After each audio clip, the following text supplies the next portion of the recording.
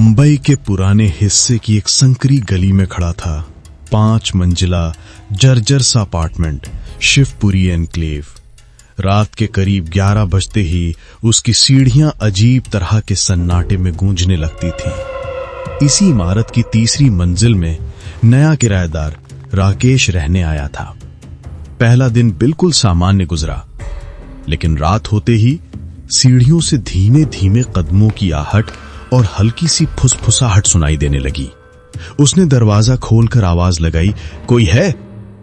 पर जवाब में सिर्फ ठंडी हवा का सन्नाटा मिला।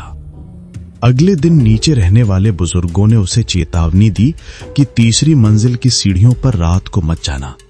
वहां कई लोग गायब हो चुके हैं और कोई ये नहीं जानता कि वहां क्या होता है। लोग कहते हैं कि वो सीढ़ियां खींच लेती हैं किसी दूसरी ही जगह जहां अंधेरा खुद बात करता है। राकेश ने इसे मजाक समझा और आधी रात को खुद जांचने का फैसला कर लिया। ठीक 12 बजे उसने फ्लैट की बत्ती बुझाई और धीरे धीरे सीढ़ियों की ओर बढ़ा। पहला कदम रखते ही ठंडी हवा बदन में चुभने लगी। दूसरे कदम पर उसके पीछे किसी की धीमी हंसी सुनाई दी और तीसरे कदम पर उसे लगा जैसे सीढ़ियां अचानक लंबी होने लगी हैं, मानो मंजिलें बढ़ती जा रही हों। उसने पीछे मुड़कर देखा, लेकिन वहां कोई नहीं था। चौथा कदम रखते ही सीढ़ियों के बीच से अजीब सा धुआं उठता दिखा और उसी धुएं में सफेद साड़ी पहने एक महिला की परछाई उभर आई, जिसका चेहरा धुंध में गायब था।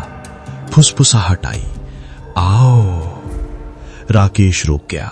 वापस मुड़ना चाहा, पर सीढ़ियां जैसे पीछे का रास्ता निगल चुकी थी।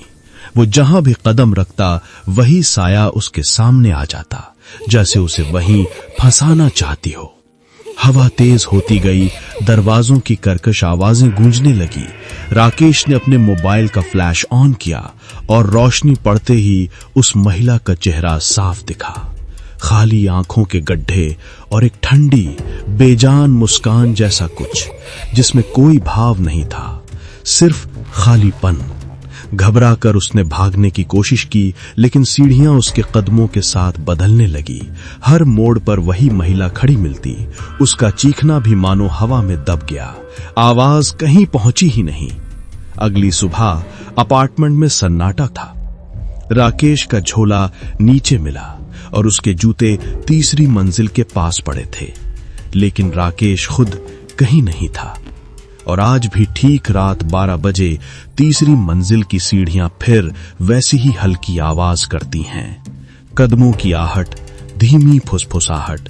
और जो भी नया किराएदार वहां जाने की हिम्मत करता है, वो कभी वापस नहीं लौटता।